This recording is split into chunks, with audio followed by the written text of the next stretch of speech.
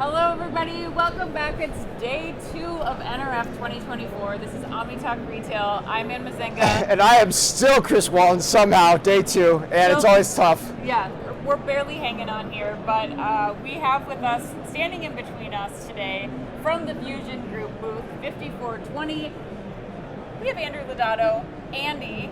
Yeah, Call you Andy? my best friends call me Andy, so you can call me that. We're on an Andy basis. I like it, Ann. Nice job. Nice job. Call me Annie. All right, Call wow. me Annie. They do. That's right. Yes. Well, we are so excited to have you. I should tell people your role: Chief Operating Officer at the Vitamin Shoppe, author, mayor of NRF. I mean, you're everywhere, Andy. We're so excited to have you today. Well, I'm so excited to be here. I'm a huge fan of the show, #1 listener, and I feel like a teenage girl who just met Taylor Swift. Well, I'm not going to shake that off. Nice. You're not going to shake it off. I got that, Ann. I got that.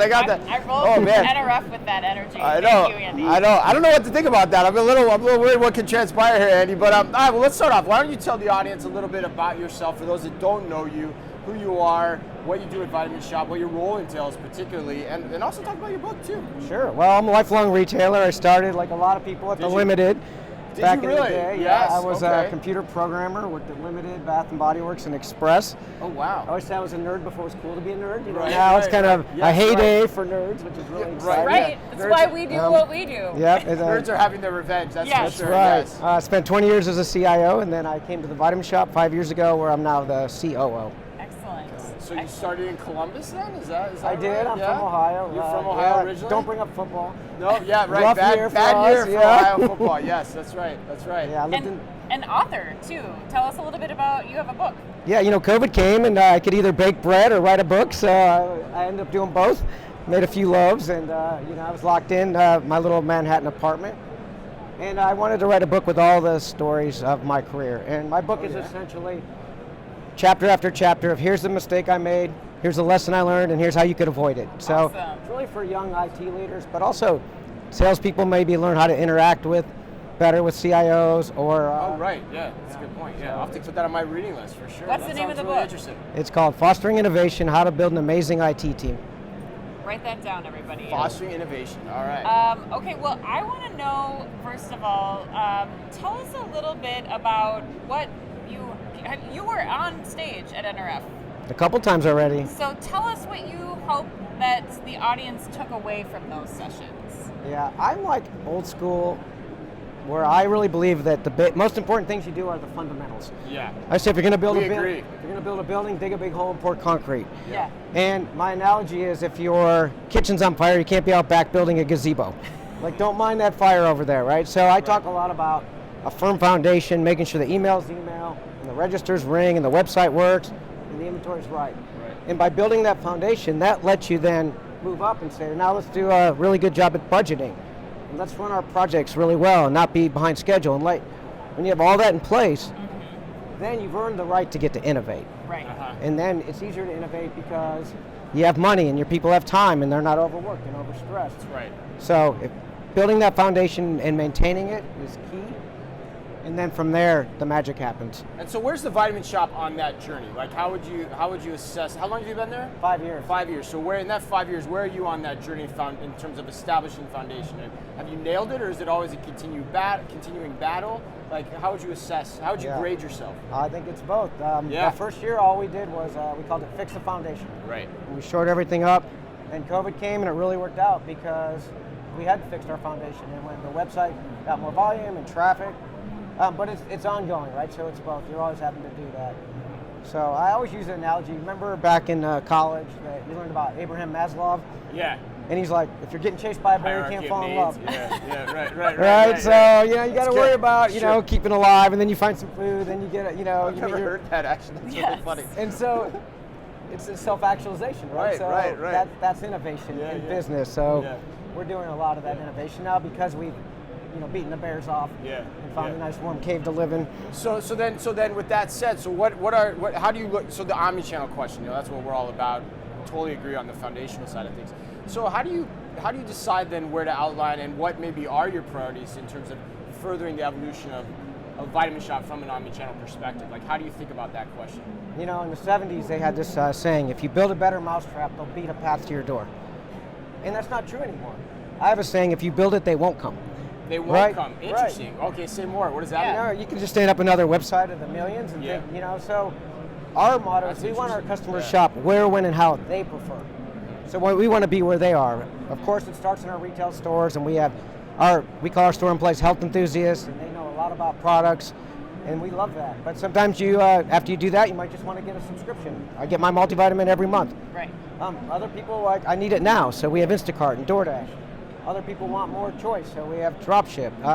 We sell on Amazon, we sell on Macy's, we sell on Target, we sell wholesale. So we want to be where the customers are. Yeah. And Definition of omni-channel. yeah, right. In a lot of ways, right? I'm curious, Andy, there's a lot of retailers right now across several categories that are really trying to figure out what you just talked about, where to sell, how to sell. You are talking about foundations, you've had a lot of experience as a retailer. What's some advice that you would give to other retailers as they're trying to assess, like, do I go on Amazon? Do I go with a 3PL? Like, what have you learned that you would give out as advice to those people? My advice is live your business. Work in the store. Don't just visit. Yeah. Hey, I'm from corporate, but work in the store. Unload the truck, put the product away, talk to the customers.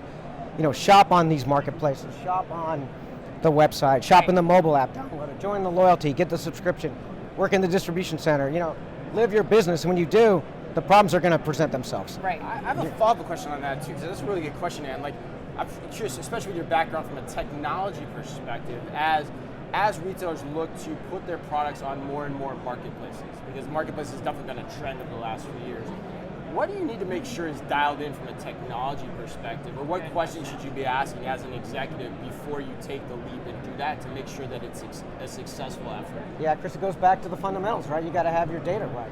Okay. You got to understand what your products are and all the attributes. And, you know, I always say when you're doing negotiation, the 800-pound gorilla. So start dealing with these big companies, you kind of have to do it their way. Mm-hmm. So understanding that, have some kind of great middleware, you know, and get the data right, the attributes, and you got to make sure you got a great item catalog. Then you got to have a great item management system and to make sure you inventory. can handle that. Yeah. You got to make sure the inventory can be located in the right places. and forecasting, because you got to have the inventory to supply it. Right. And then you got to have that feedback mechanism. What's selling, what isn't, why, so you can keep So you can adjusting understand your how it's assortment. actually doing. Yeah. Right. Yeah. Okay. Got it. Well, let's close, Andy, with asking then, what tech is exciting you? What are you looking at? What are you stopping at when you're walking the halls of this giant conference? What is your team looking at this year? Yeah, I'm enamored by tech. You know, I'm a retailer first and all that, but I think everyone I talk to are doing a lot of fundamental things like ERPs and POS and e-com. Yeah. But the Gen AI stuff is, we're all starting to tiptoe in it. Yeah. So I think everyone's doing fundamentals and dabbling in AI, and I think that's the same for us. So how do you keep your eye on the fundamentals and then also on And dabble. generative AI? Like, yeah, how do you balance that? Or is generative AI actually fundamental in a lot of ways too? I'm curious, what's your take there? Yeah, well look, I think of AI no different than cloud and digital and Yeah, mobile. me too. I don't have a cloud strategy or a mobile or an AI strategy. I have a sell more vitamin strategy, and that's going to be one of the tools that we have now to bring to bear. It's that important. It's got to be part of the base technology that's deployed in the Vitamin Shop operation to some degree, in some way, shape, or form. And my advice on AI is to start small. Yeah. Tiptoe into it, because you'll learn, Yeah. and then the opportunities. And will present where are you themselves. looking at it first and foremost in the operation?